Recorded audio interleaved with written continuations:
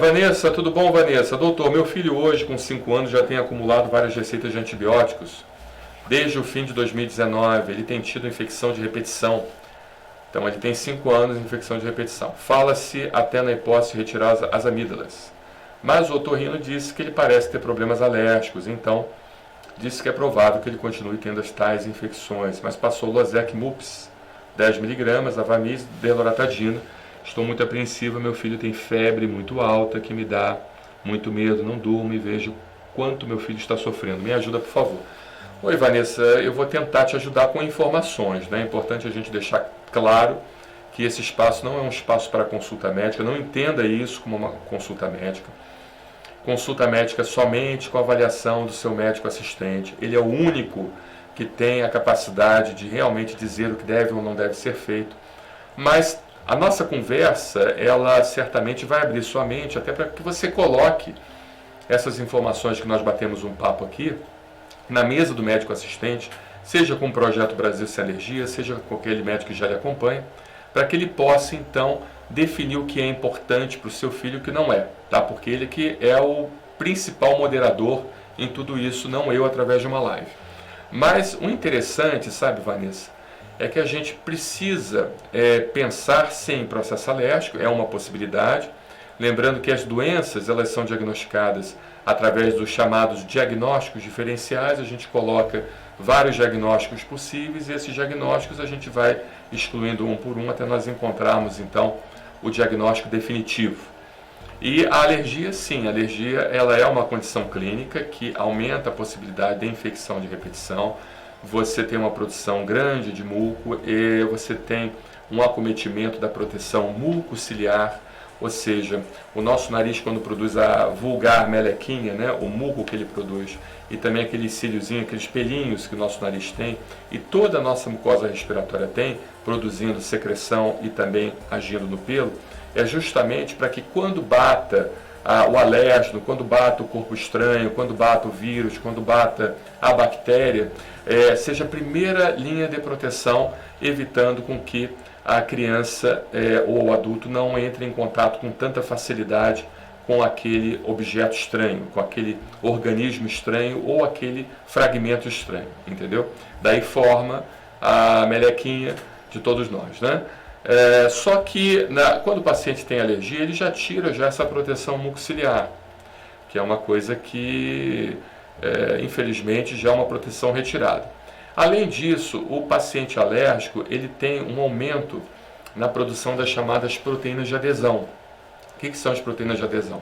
A proteína de adesão é aquela proteína que leva o vírus para dentro do corpo, né? Então é como se ele tivesse um buscador de vírus, né? O paciente alérgico, aquela mucosa inflamada, ela leva com mais facilidade o vírus por difusão passiva ou também por difusão ativa mesmo, onde a proteína de adesão ela agarra o vírus e joga para dentro.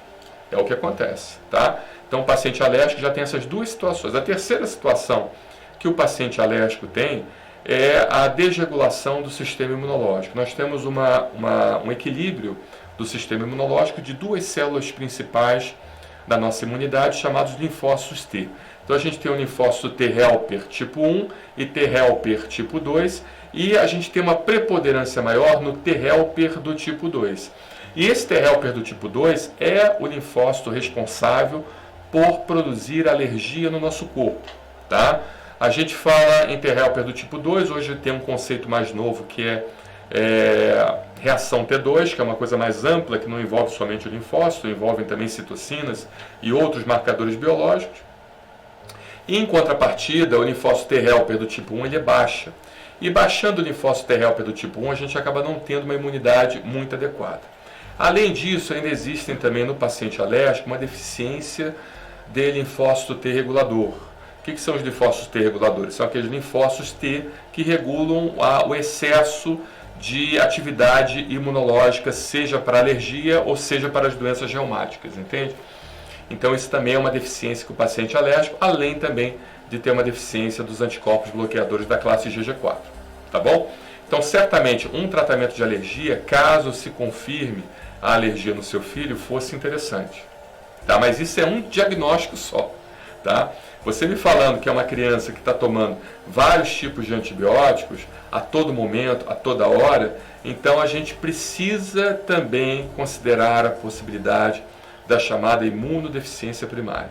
O que é imunodeficiência primária? É quando a criança nasce com a imunidade já deficiente. Tá? Ou seja, suponhamos que é uma criança que tem uma deficiência de anticorpos, é uma criança que tem uma deficiência do sistema complemento, que é um sistema que ajuda na imunidade, é uma criança que tem uma deficiência também do sistema celular, linfócito T, linfócito B.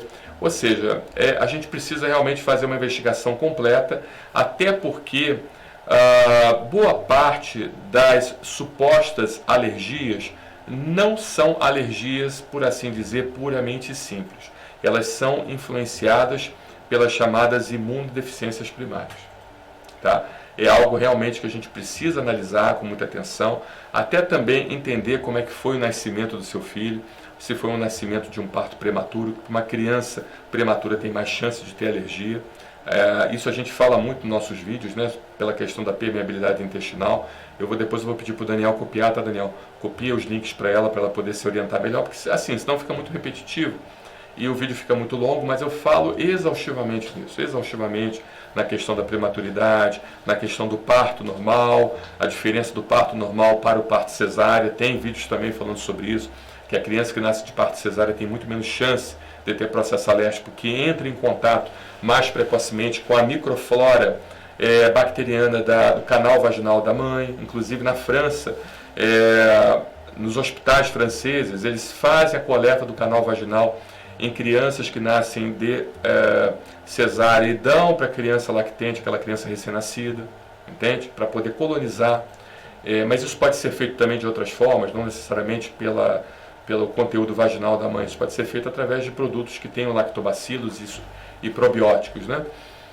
Outra coisa também é a questão de você dar mamadeira para a criança muito precocemente, né? Ou seja, mesmo os leites extensamente hidrolisados, eles são indutores de processo alérgico, até porque a criança nasce já com um perfil alérgico para evitar abortamento. Mas isso eu falo muito, isso tem muito vídeo meu, acho que tem centenas de vídeos meus falando sobre isso, sobre essa questão. Tá?